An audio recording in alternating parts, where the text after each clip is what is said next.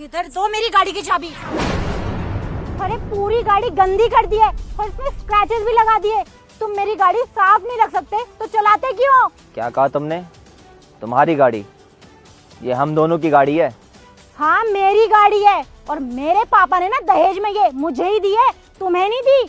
और मैं ही पागल हूँ जो तुम्हें गाड़ी चलाने को दे देती हूँ बार बार। मीटिंग में बिजी था, बस इसलिए गाड़ी को साफ नहीं करवा पाया, वरना मैं खुद गाड़ी को साफ करके रखता हूँ। अरे कुछ भी हो, ये सब ना तुम्हारे बहाने हैं। अरे मैं खुद ऑटो में धक्के खाती हूँ तुम्हारी वजह से, और तुम्हें मैंने गाड़ी दे रखी है और तुम फिर भी नहीं संभाल पाए इसे। और वैसे भी तुम्हें क्यों ही फर्क पड़ेगा, तुम्हारे पैसे से थोड़ी आई है ये गाड़ी, ये तो मेरे बाप के पैसों की है, तो तुम क्यों इसकी केयर करोगे? बस करो यार, पापा देख रहे हैं मेरे। तुम मेरे पापा के सामने मुझे ऐसे डांट रही हो, पापा क्या सोचेंगे? अरे बोलूं ना तो क्या करूं, बर्दाश्त करती रहूं? तुम तो सारी चीजों का नाश कर दोगे ऐसी। अरे मेरे पापा की ना खून पसीने की कमाई है ये, कोई पेड़ पे पैसे नहीं लग रहे थे जो उन्होंने गाड़ी दे दी हमें ऐसे। वाह दीप्ति वाह, मतलब तुम अब मुझे दहेज की चीजों पर घमंड दिखा रही हो। तुम्हारे पापा ने सब कुछ दिया है तो इसका मतलब इन पे मेरा कोई हक नहीं है। दिखाऊंगी धौंस में, और आज के बाद ना इस गाड़ी पे हाथ मत लगाना।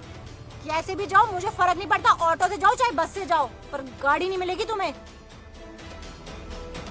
कोई बात नहीं बेटा, आज के बाद तो ऑफिस बस से चला जाइयो, लेकिन एक गाड़ी कभी मत लेके जाइयो। मैं नहीं चाहता कि किसी चीज या किसी गाड़ी की वजह से मेरे बेटे की बेइज्जती हो। ये बात ध्यान रखियो बेटा। ठीक है पापा।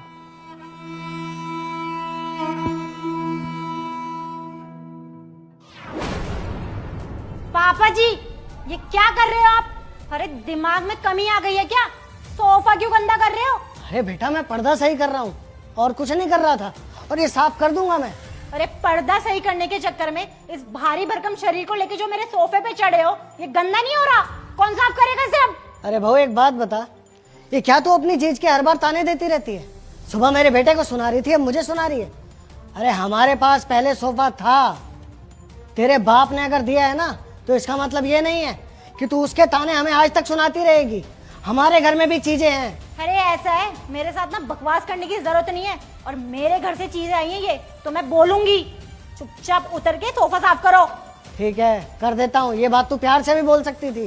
बेवकूफ कहीं के, दोनों बाप बेटे मिलकर ना मेरी चीजों का नुकसान करने में लगे हुए हैं। क्या हो गया पापा, आप ऐसे उदास क्यों हैं? अरे क्या बताऊं बेटा, आज पर्दा सही करने के लिए मैं सोफे पे चढ़ गया। अरे बहू ने मेरे को इतना सुनाया पूछ मत। अरे अगर अपने घर से सामान लाई है इसका मतलब ये नहीं है कि हमारी गलतियों पे हमें सुनाती रहेगी। अरे हमारे भी घर में सामान है, वो कुछ करती है हम कुछ बोलते हैं उसे। दहेज ना हो गया हमारे तो गले की हड्डी हो गई वो। हद कर दी पापा आज तो इसने। जब तक मुझे सुनाती थी तब तक मैं सह लेता था, लेकिन आज इसने आपका ही अपमान कर दिया। मेरे को समझ में नहीं आ रहा मैं करूँ क्या। हमने कहा था क्या इससे कि दहेज ला, खुद इसके बाप ने दिया था दहेज, अब बात करती है। कुछ ना कुछ तो करना ही पड़ेगा पापा, ऐसे दाल निकलने वाली है। अरे बेटा अब तुझे कुछ ना कुछ करना ही पड़ेगा। ऐसा कर, उसका सामान वापस भिजवा दे, तब उसे पता लगेगा। अरे हमारा सामान सामान नहीं है, उसका सामान सामान है। हमारे सामान की कदर मत करो, अपने सामान को चूम के रखो। हद होती है यार। सही कह रहे हो पापा, बहुत अकड़ है ना उसे अपने दहेज के सामान की। कल ही पैकर्स को बुलवाता हूँ और सामान उसके घर भिजवाता हूँ, तब उसे अकल आएगी। हाँ बेटा तू भिजवा, अब बहुत हो गया, अब पानी सर के ऊपर जा चुका है। चलिए अब आप अपना ऐसे मूड खराब मत कीजिए। ठीक है बेटा, हम अगर उसके चक्कर में अपना मूड क्या खराब करें। चल जी बताइए। वो जी हम मूवर्स एंड पिकर्स वालों की तरफ से आया हूँ, मैं सामान पैक करना था। लगता है आप गलत एड्रेस पे आ गए हैं, यहाँ से कोई सामान शिफ्ट नहीं हो रहा है।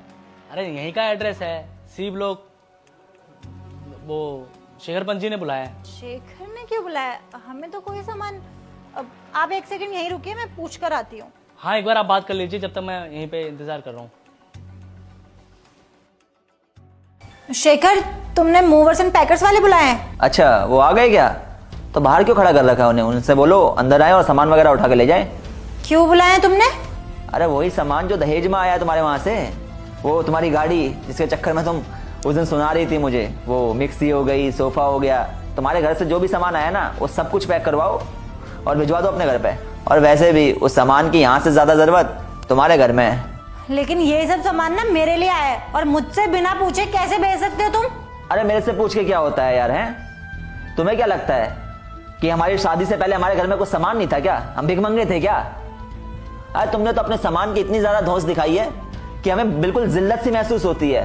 ठीक है, तुम लोग अमीर हो, तुम्हारे पास अच्छा खासा पैसा है, इसका मतलब ये नहीं कि जो दहेज में सामान आया उसकी तुम धौंस दिखाओगे। अरे हमने कहा था कि सामान दो, तुम्हारे पापा खुद ही कह रहे थे अपनी बेटी को दे रहे हैं, हम तो अपनी बेटी को दे रहे हैं। अब जब यही सारी चीजें करनी थी तो क्यों भिजवाया सामान?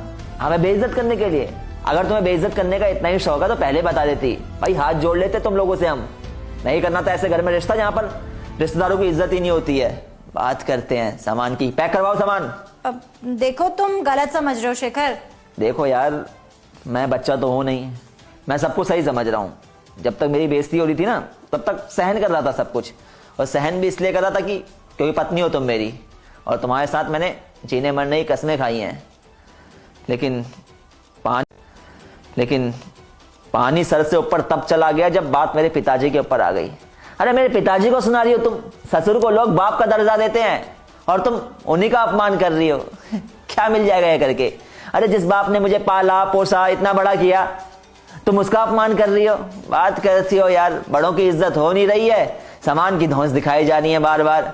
ठीक है, उस सामान से ही खुशी मिलती है ना, उस सामान से ही सुकून मिलता है, तो ले जाओ उसे पैक करके अपने घर में। यहां जरूरत नहीं है ऐसे सामान की जिससे हमारे परिवार का सुकून छीने।